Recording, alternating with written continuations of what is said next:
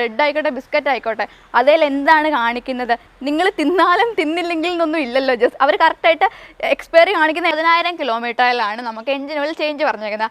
അതുകൊണ്ട് തന്നെ അവർക്ക് ഡൗട്ടാണ് 8,000 കിലോമീറ്റർ നിങ്ങൾ മേടിക്കുന്ന പ്രൊഡക്റ്റ് ജസ്റ്റ് ക്ലോസപ്പ് വരാണെങ്കിൽ കാണാൻ പറ്റും. ഇവിടെ കണ്ടിട്ടുണ്ടായിരിക്കും. കൂളൻറ്റിൽ നമുക്ക് പല ടൈപ്പ് ഉണ്ട്, I80, O80, HO80. കൂളൻറ്റിൻ്റെ ധർമ്മം സിമ്പിളായിട്ട് എഞ്ചിനെ തണുപ്പിക്കുക എന്ന് പറയുന്നത് മാത്രമല്ല, നമ്മുടെ വാഹനത്തിന് നമ്മൾ പീരിയോഡിക് മെയിൻ്റനൻസ് ചെയ്യാറുണ്ടല്ലോ. അതായത് കുറച്ച് പാർട്സുകൾ മാറുക, കുറച്ച് ഫ്ലൂയിഡുകൾ മാറുക, ഇങ്ങനത്തെ കാര്യങ്ങൾ നമ്മൾ ചെയ്യാറുണ്ട്. അപ്പോൾ ഇന്നത്തെ വീഡിയോയിൽ ഞാൻ സംസാരിക്കാൻ പോകുന്നത് ഈ ഒരു പീരിയോഡിക് സർവീസ് മെയിൻ്റനൻസിൽ നമ്മൾ ഏതൊക്കെ ഫ്ലൂയിഡുകളാണ് ചേഞ്ച് ചെയ്യേണ്ടത്, ഇത് ഏതൊക്കെ കാലയളവിൽ എത്ര കിലോമീറ്ററിലാണ് നമ്മൾ ഓരോന്നും ചേഞ്ച് ചെയ്യേണ്ടത്, ഇതൊക്കെ ചേഞ്ച് ചെയ്തില്ലെന്നുണ്ടെങ്കിൽ എന്തൊക്കെ കംപ്ലയിൻസിലേക്ക് അത് നയിക്കും, ഇങ്ങനത്തെ കുറേ കാര്യങ്ങളെക്കുറിച്ച് ചെറിയൊരു അവയർനെസ് നിങ്ങൾക്ക് തരാമെന്ന് ഞാൻ വെച്ചു. മാത്രമല്ല കുറേ ആൾക്കാർക്കൊക്കെ ഡൗട്ടുണ്ട്, നമ്മുടെ വണ്ടിയുടെ ഈ ഒരു എഞ്ചിൻ ഓയിൽ ആയിക്കോട്ടെ, കൂളൻറ്റ്, ബ്രേക്ക് ഫ്ലൂയിഡ്, ഇതൊക്കെ ഏത് കിലോമീറ്ററിൽ മാറണം, ഇനിയിപ്പോൾ അധികം ഓട്ടോ ഇല്ലാത്ത വണ്ടിയാണെങ്കിൽ അതിൻ്റെ എപ്പം മാറണം, ഇങ്ങനത്തെ ചില ഡൗട്ട്സൊക്കെ നിങ്ങളിൽ ചിലർക്കെങ്കിലുമൊക്കെ കാണും. അപ്പോൾ അതൊന്ന് നമുക്ക് ക്ലിയർ ചെയ്യാനായിട്ട് ഇന്നത്തെ ഒരു വീഡിയോയിലൂടെ പറ്റുമോ എന്ന് ഞാൻ ഒന്ന് ശ്രമിച്ച് നോക്കട്ടെ. അപ്പോൾ എന്തായാലും welcome to a new episode of Q&Wheels. ഈ ഒരു ഫ്ലൂയിഡ് ചേഞ്ചിങ്ങിൽ മെയിനായിട്ട് നമ്മൾ സംസാരിക്കാൻ പോകുന്നത്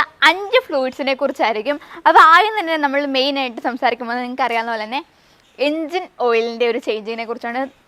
പ്രൊഡക്റ്റ് പ്രൊമോഷനൊന്നും അല്ല കേട്ടോ, അത് മാരുതിയുടെ പ്രൊഡക്റ്റ്. നമ്മൾ ജസ്റ്റ് ഇതിന് മുന്നേ മാറാണ്ട് എടുത്തപ്പോൾ തന്നെ ആ ഒരു ജസ്റ്റ് നിങ്ങളെ കാണിക്കേണ്ട ക്യാൻ എടുത്ത് വെച്ചതേ ഉള്ളൂ. ഓക്കെ, എഞ്ചിൻ ഓയിൽ ചേഞ്ച് നോക്കുകയാണെന്നുണ്ടെങ്കിൽ പല കാർ മാനുഫാക്ചേഴ്സ് പല ടൈം പീരീഡ് ആയിരിക്കും അഡ്വൈസ് ചെയ്യുന്നത്.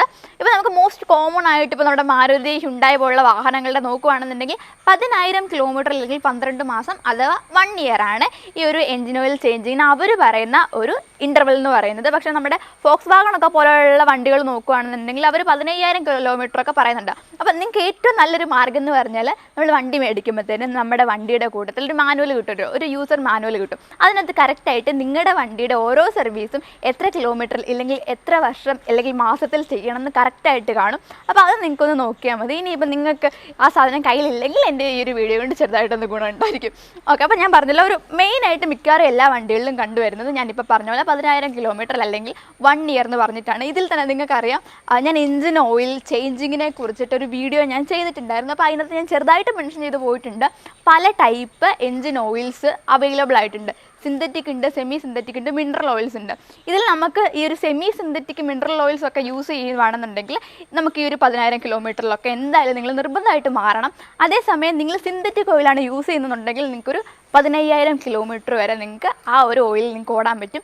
പക്ഷേ എന്നാലും നമ്മളെപ്പോഴും ഓർത്തിരിക്കേണ്ട ഒരു കാര്യം എന്ന് പറഞ്ഞാൽ നിങ്ങൾ കറക്റ്റ് ഈ ഒരു 10,000 ഇല്ലെങ്കിൽ ഈ ഒരു 15,000 കിലോമീറ്റർ ആവാനായിട്ട് ഇങ്ങനെ കാത്തിരിക്കേണ്ട. ഏതാണോ ടൈം പീരീഡ് നിങ്ങളുടെ വണ്ടിക്ക് മാറേണ്ടത് അതിന് കുറച്ച് മുന്നേ മാറിയാൽ അതിൽ ബെറ്റർ ആയിരിക്കും. അതായത് 10,000 മാറേണ്ടതാണെന്നുണ്ടെങ്കിൽ ഒരു 8,000 മാറുക, ഇല്ലെന്നുണ്ടെങ്കിൽ 15,000 മാറേണ്ടതിന് ഒരു 12,000, 13,000 അതിലൊക്കെ ഒന്ന് ചേഞ്ച് ചെയ്താൽ നല്ലതായിരിക്കും.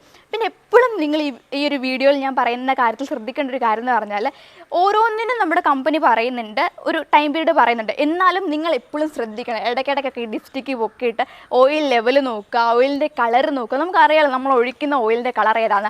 അതിൽ നിന്ന് ഭയങ്കരമായിട്ട് പൊക്കി നോക്കുമ്പോൾ നമുക്കറിയാൻ പറ്റും. ഇതിപ്പോൾ ഇച്ചിരി ഒക്കെ ഒന്ന് ഞാൻ പൊക്കി കാണിക്കാം. ജസ്റ്റ് ഡിപ്സ്റ്റിക്ക് ഒന്ന് വലിച്ചിട്ട് ഇതേ ഇങ്ങനെ തൊട്ട് നോക്കുക. ഇതുണ്ട്, ഇത് അത്യാവശ്യം നമ്മൾ ചേഞ്ച് ചെയ്തിട്ട് അധികം ആയില്ല, അതുകൊണ്ട് തന്നെ ഉണ്ട് അത്യാവശ്യം ഡീസൻ്റ് ആയിട്ടുള്ളൊരു കളറിൽ തന്നെ കിടപ്പുണ്ട്.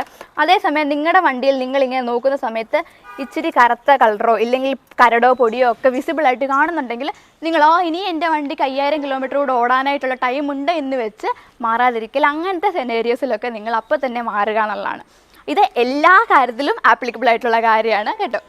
ഓക്കെ, അടുത്തായിട്ട് ഇപ്പോൾ നമ്മൾ എഞ്ചിൻ ഓയിലിൻ്റെ കാര്യം പറഞ്ഞു. ഇനിയിപ്പോൾ ഞാൻ പറഞ്ഞല്ലോ പല ടൈപ്പ് എഞ്ചിൻ ഓയിൽസ് ഉണ്ട്. അപ്പോൾ നമുക്ക് വേണമെന്നുണ്ടെങ്കിൽ സിന്തറ്റിക് ഓയിൽ എന്ന് പറഞ്ഞിട്ട് അതാണ് നമ്മൾ മെയിനായിട്ട് നമുക്ക് സിന്തറ്റിക് ഓയിൽ യൂസ് ചെയ്യുകയാണെന്ന് ഞാൻ പറഞ്ഞാൽ ഇച്ചിരിയുടെ കിലോമീറ്റർ നമുക്ക് കൂടുതൽ ഓടാൻ പറ്റും. അപ്പോൾ എന്താണ് സിന്തറ്റിക് ഓയിൽ, അതിൻ്റെ യൂസും കാര്യങ്ങളൊക്കെ ഞാൻ വേണമെന്നുണ്ടെങ്കിൽ ഒരു ഡീറ്റെയിൽഡ് വീഡിയോ പിന്നെ ചെയ്യാം കേട്ടോ.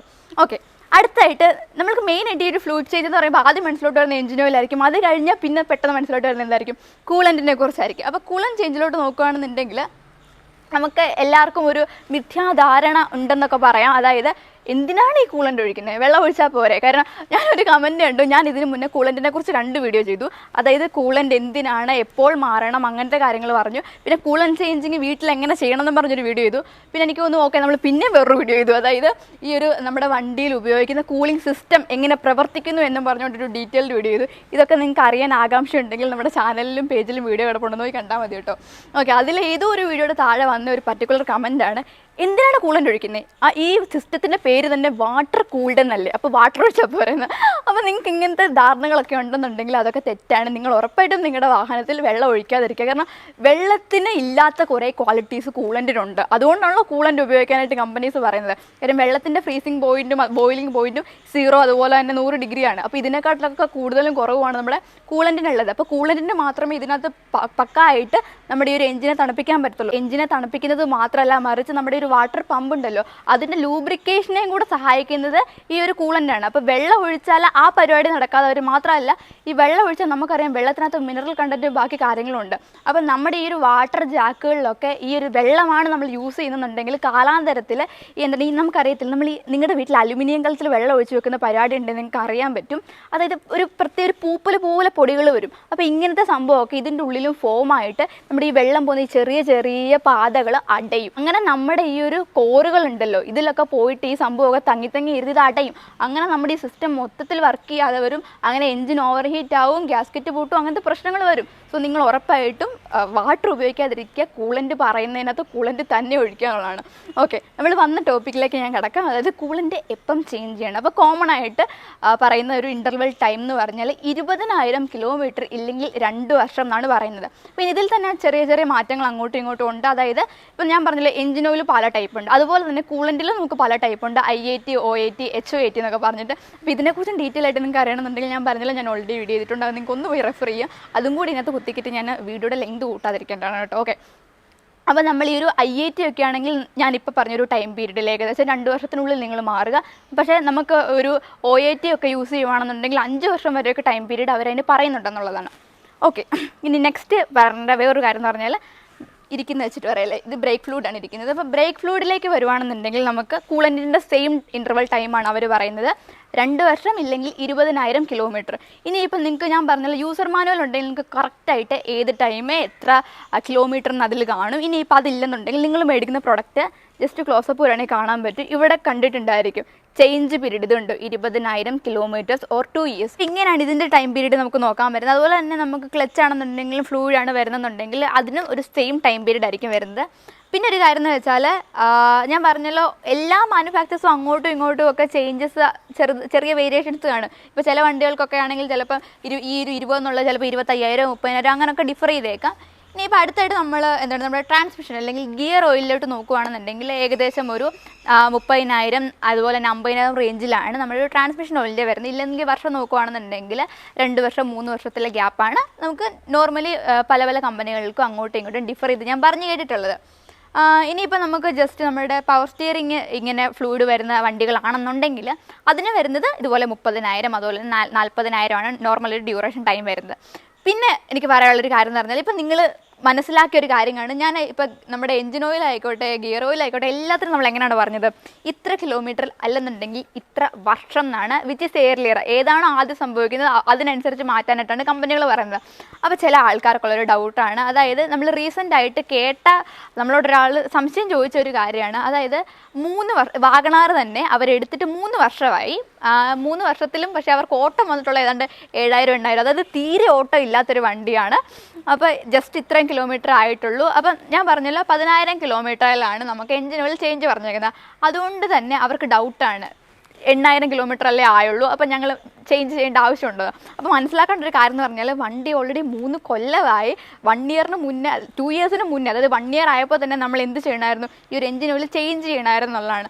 എന്തുകൊണ്ടാണ് ഇങ്ങനെ പറയുന്നത് വെച്ചാൽ, ഈ ഒരു ഫ്ലൂയിഡ്സിനെല്ലാം എന്താണ് അതിൻ്റെ ധർമ്മം, ആ ധർമ്മം അനുസരിച്ച് അതിന് പ്രവർത്തിക്കാനായിട്ട് നമുക്കറിയാമല്ലോ, ഇതിനകത്തൊക്കെ കെമിക്കലും മറ്റ് അഡിറ്റീവ്സും ആണല്ലോ ഇതിനകത്ത് ഓരോ സംഭവങ്ങളിലും ഉള്ളത്. അപ്പോൾ കാലാന്തരത്തിൽ ഈ ഇതിനകത്ത് ചേർത്തിട്ടുള്ള പ്രോപ്പർട്ടീസിന് മാറ്റം വരും. അപ്പോൾ ഇതിൻ്റെ ഒരു പ്രോപ്പർട്ടിക്ക് മാറ്റം വരിക എന്ന് പറഞ്ഞാൽ എന്താണ് സംഭവിക്കുന്നത്, അതിൻ്റെ ധർമ്മം എന്താണോ ആ ധർമ്മം അതിന് പ്രവർത്തിക്കാനായിട്ട് ഉള്ള കഴിവ് നഷ്ടപ്പെട്ടു എന്നാണ് അതിൻ്റെ അർത്ഥം. അതുകൊണ്ടാണ് നമ്മൾ ഇന്ന കാലയളവിൽ മാറണം എന്ന് സജസ്റ്റ് ചെയ്യാനുള്ള കാരണം. അതാണ് സിമ്പിളായിട്ട് പറഞ്ഞാൽ, നമ്മളൊരു വീട്ടിലേക്ക് ഒരു ഫുഡ് പാക്കറ്റ് മേടിക്കുകയാണെന്നുണ്ട്, ഇപ്പോൾ ബ്രെഡ് ആയിക്കോട്ടെ ബിസ്ക്കറ്റ് ആയിക്കോട്ടെ, അതിൽ എന്താണ് കാണിക്കുന്നത്? നിങ്ങൾ തിന്നാലും തിന്നില്ലെങ്കിൽ എന്നൊന്നും ഇല്ലല്ലോ. ജസ്റ്റ് അവർ കറക്റ്റായിട്ട് എക്സ്പയറി കാണിക്കുന്നത് എങ്ങനെയാണ്? 6 മാസം ഇല്ലെന്നുണ്ടെങ്കിൽ 3 മാസം 24 ദിവസം എന്നൊക്കെ പറഞ്ഞ് എക്സ്പയറി കാണിക്കുന്നത്. അത് ഇപ്പോൾ ഞാനിപ്പോൾ എൻ്റെ ബ്രെഡ് മേടിച്ചിട്ട് തിന്നില്ല, അതുകൊണ്ട് എനിക്കിനി ഇതിലും കൂടുതൽ ഉപയോഗിക്കുന്നല്ല. കാരണം എത്രയാണോ അവർ എക്സ്പയറി പറഞ്ഞ ഡേറ്റ്, ആ ഡേറ്റ് കഴിഞ്ഞാൽ പിന്നെ നിങ്ങളത് ഉപയോഗിക്കുക. ഇപ്പോൾ ബ്രെഡൊക്കെ ആണെങ്കിൽ പൂത്ത് പോകും, തിന്നാൽ നമ്മുടെ ഹെൽത്ത് ഡാമേജ് ആവും, ഭക്ഷ്യവിഷബാധയൊക്കെ പിടിക്കും. അതുപോലെ ഇതിൻ്റെ കാര്യത്തോട്ട് നോക്കുകയാണെന്നുണ്ടെങ്കിൽ ഇതിൻ്റെ പ്രോപ്പർട്ടീസിന് അപ്പാടെ മാറ്റം വരും. അങ്ങനെ ഇതിൻ്റെ കഴിവുകൾ, എന്തിനാണ് ഇത് ഉണ്ടാക്കി വെച്ചാൽ ആ കഴിവ് അതിൻ്റെ നശിച്ചു പോകും. പിന്നെ ഇത് നമ്മുടെ വണ്ടിയിൽ കിടന്നുകൊണ്ട് ഒരു യൂസും ഇല്ല. മാത്രമല്ല അതുകൊണ്ട് വണ്ടിക്കാണ് കൂടുതൽ പ്രശ്നങ്ങൾ വരുന്നത്. അപ്പോൾ ഞാൻ പറഞ്ഞല്ലോ, കൂളൻ്റ് ചേഞ്ച് ചെയ്തില്ലെങ്കിൽ ഓവർ ഹീറ്റ് പോലുള്ള പ്രശ്നങ്ങൾ വരും, ഗ്യാസ്കറ്റ് പൊട്ടിപ്പോകും. അതുപോലെ തന്നെ നമ്മുടെ എൻജിൻ ഓയിലിലോട്ട് നോക്കുകയാണെന്നുണ്ടെങ്കിൽ ഇപ്പോൾ എഞ്ചിൻ ഓയിലിൻ്റെ കൂടെ തന്നെ ഞാൻ വേണമെങ്കിൽ വേറൊരു കാര്യം കൂടെ പറയാം. നിങ്ങൾ എപ്പോഴാണോ എഞ്ചിൻ ഓയിൽ മാറ്റുന്നത്, അതായത് 10,000 കിലോമീറ്ററിൽ അല്ലെങ്കിൽ 1 ഇയറിൽ മാറ്റുമ്പോൾ ആ കൂടുതൽ തന്നെ നമ്മുടെ ആ ഒരു ഫിൽറ്ററും കൂടെ ചേഞ്ച് ചെയ്യുക. ഓക്കെ, അപ്പോൾ ഞാൻ പറഞ്ഞു തന്നത് എഞ്ചിൻ ഓയിൽ ഈ ഒരു ടൈം പീരീഡിൽ മാറിയില്ലെന്നുണ്ടെങ്കിൽ നമുക്ക് എഞ്ചിൻ ഓയിലിൻ്റെ മെയിൻ ആയിട്ടുള്ളൊരു സ്വഭാവം എന്താണ്? വെള്ളം പോലെ അങ്ങ് ഒഴുകുന്ന സാധനമല്ല, ചെറിയൊരു തിക്നെസ് ഉള്ളൊരു സാധനമല്ല, അതിൻ്റെ വിസ്കോസിറ്റി കൂടുതലാണ്. വെള്ളത്തിനെ അപേക്ഷിച്ച് നോക്കുമ്പോൾ എഞ്ചിൻ ഓയിലിന് വിസ്കോസിറ്റി കൂടുതലാണല്ലോ. അപ്പോൾ കാലാന്തരത്തിൽ നമ്മുടെ ഈ ഒരു എഞ്ചിൻ ചൂടിൽ പ്രവർത്തിക്കുകയാണ്. അപ്പോൾ ഈ ഒരു എഞ്ചിനിൽ കിടന്ന് ഇങ്ങനെ ഓടുന്ന അനുസരിച്ച് നമ്മുടെ ഈ ഒരു ഓയിലിൻ്റെ വിസ്കോസിറ്റി കുറഞ്ഞു വരുന്നുണ്ട്. അങ്ങനെ ഇതിൻ്റെ ഹീറ്റ് ക്യാരിയിങ് കപ്പാസിറ്റിയൊക്കെ അത് ഭയങ്കരമായിട്ട് ബാധിക്കും. അതുകൊണ്ടാണ് കറക്റ്റായിട്ട് ഇതിൻ്റെ നമ്മുടെ വാഹനത്തിൽ ഉപയോഗിക്കുന്ന എല്ലാ ഫ്ലൂയിഡിനും അവർ പറയുന്നത് ഇത്ര കിലോമീറ്റർ കഴിയുമ്പോൾ മാറ്റണം എന്നുള്ളത്. അപ്പോൾ നിങ്ങളുടെ വണ്ടി ഓടിയാലും ഓടിയില്ലെന്നുണ്ടെങ്കിൽ നിങ്ങൾ എന്ത് ചെയ്യണം? പറഞ്ഞിരിക്കുന്ന ടൈമിൽ മാറ്റുക. ഇനിയിപ്പം നിങ്ങളുടെ വണ്ടിക്ക് നല്ല ഓട്ടം ഉണ്ടെന്ന് ഇരിക്കട്ടെ, അപ്പോൾ അങ്ങനെയാണെന്നുണ്ടെങ്കിൽ നിങ്ങൾ ഏതാണ്, അതായത് നിങ്ങളുടെ വണ്ടിക്ക്, അതായത് അവർ പറഞ്ഞിട്ടുള്ള ആ ഒരു ഇയർലി ആയിട്ടുള്ള ടൈമാണോ ഇല്ലെങ്കിൽ ഓട്ടമാണോ ആദ്യം ഏതാണോ മീറ്റ് ചെയ്യുന്നത്, അപ്പോൾ നിങ്ങൾ അതിനനുസരിച്ച് ചേഞ്ച് ചെയ്യുക എന്നുള്ളതാണ്.